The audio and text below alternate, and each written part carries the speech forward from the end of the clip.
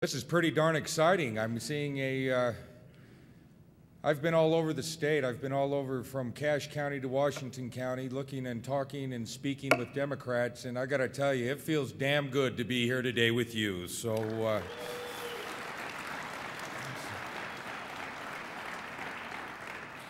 Thomas Jefferson made a statement.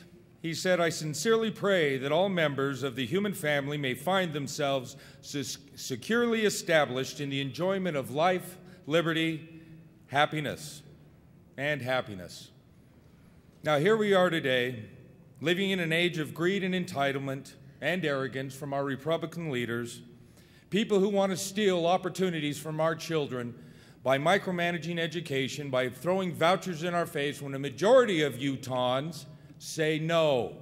What party represents the majority of Utahns? What party? Don't let them forget it. These same so-called representatives seem to feel that the only thing that matters in our society is the economy. Now, although I believe and I want to uphold and build a vibrant economy in Utah, I'm here to give a little ideology today, folks. We live in a society, not an economy, and when we forget that the dollar isn't the only thing that matters, we're forgetting that we're all here together, that we're all working together, and public education should not be a business. It should be a right and an opportunity for all people.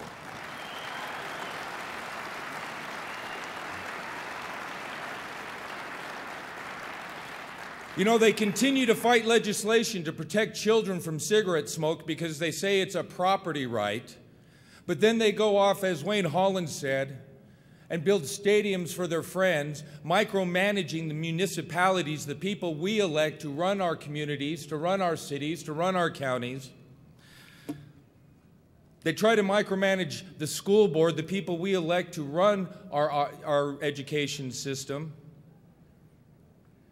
And then they try to give secret bonuses to their cronies in secret and then charge us, the taxpayers, the people in Sandy, their dollars to fight a suit so that we can know what they're doing with our money. It is absolutely a time of greed, entitlement, and arrogance. But I'm here to tell you that there is a solution. And that solution are the Democratic candidates that are running this year in 2008.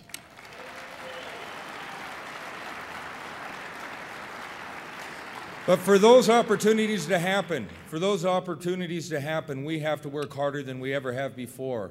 Our vote isn't good enough anymore. We need to walk, we need to talk, we need to make opportunities so that we can speak to our neighbors. People might believe they're Republicans, but when you actually talk to them about the issues, they're with us. We just need to break those silly implications that Republicans are good and Democrats are bad. I'm here to tell you that being a Democrat is good. That's all. And I know things are changing. I know because when I go to county conventions and I have several people come up to me and said, "I was a Republican, Rob, but this year I'm voting Democrat," I know things are changing. I know because just a few weeks ago, I know that we're going to do well because just a few weeks ago, after all that's gone on over the last two cycles, the Republican delegates did something that was just ridiculous. They again nominated Chris Butters to be their nominee. And you tell me, is that the face of Utah values? Is that the face of Utah? No, that's the face of arrogance, entitlement, and greed and bigotry, and we're not going to stand for it. So.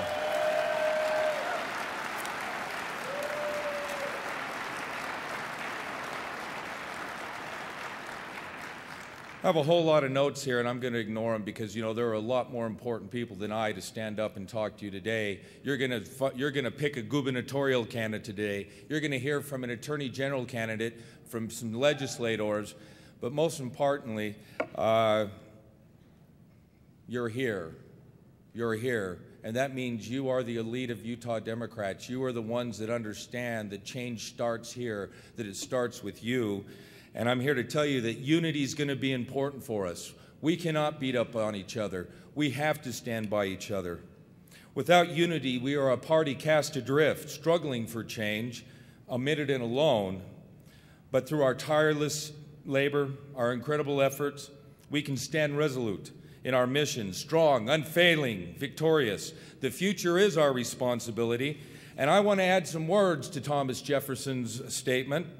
He prayed, like I said, that all members of the human family may find themselves securely established in the enjoyment of life, liberty, and happiness. And I pray that that is a future we create by working hard, where no American, where no Utahn gets left behind. It's good to be a Utah Democrat. It's good to be a Democrat because we understand that ideology, that nobody gets left behind. Bill Clinton said that there is nothing wrong with America that cannot be cured with what is right with America. And today your vice chair is stating that there is nothing wrong with Utah that cannot be cured with what is right with Utah. And it is the left, the Utah Democrats, that is what is right in Utah. It is an honor for me to state here and anywhere, I am a Utah Democrat. And I am not alone.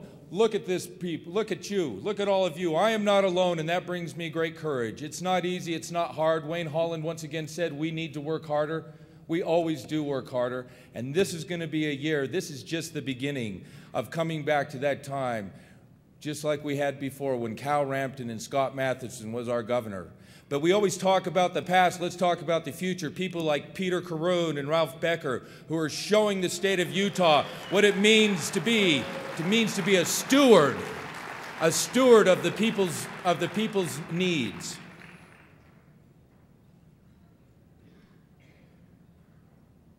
I appreciate the opportunity to be your vice chair. I want to thank our chair, Wayne Holland, who has built just a wonderful infrastructure for our state.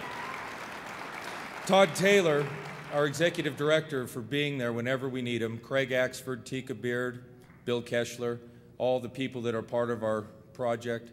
But most importantly, I want to thank you for all you do. Now, it is my great honor to introduce the mayor of Salt Lake.